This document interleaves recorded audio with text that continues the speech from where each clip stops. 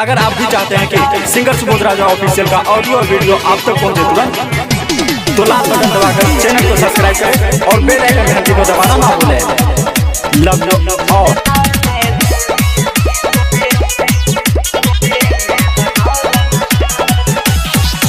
ले जो जनुआ है रे जल्दी भगाई के नहीं त जान दई देबो असरी लगाई के।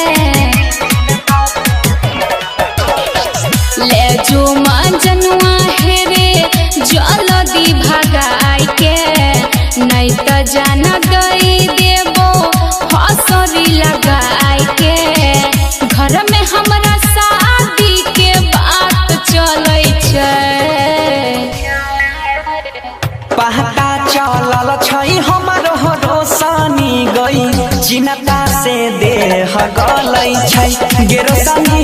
पहता चलल छै हमरो रोशनी गई चिन्ता से देह गलै छै।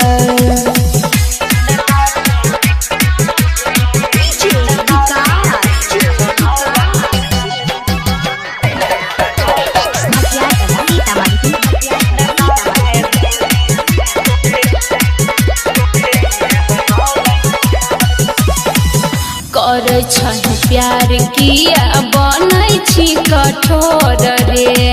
कइने रही वादा हम ही जइबो तोरा घर रे।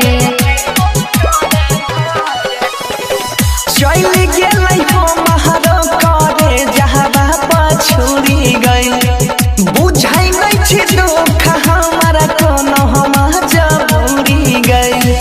गाँव घर के लोग देखी देखी जलै छै,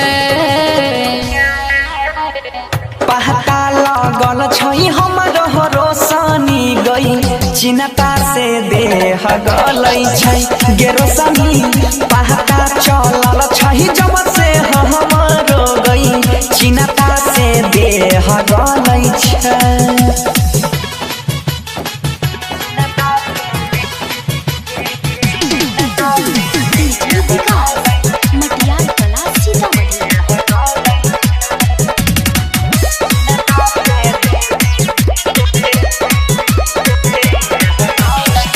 खैने रही क्रिया देवी माई के पन जाल में कहली कि मगिया तोहर भरबौ कोनो हाल में।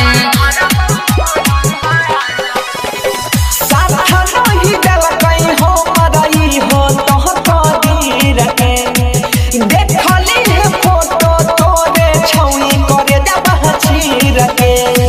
होई छै हमरा डर जब जब दिन ढलै छै, पहता चलल छै गे महनी सब के चिन्ता से देह गलै छै गेरोसनी। देखल नहीं जाइ छै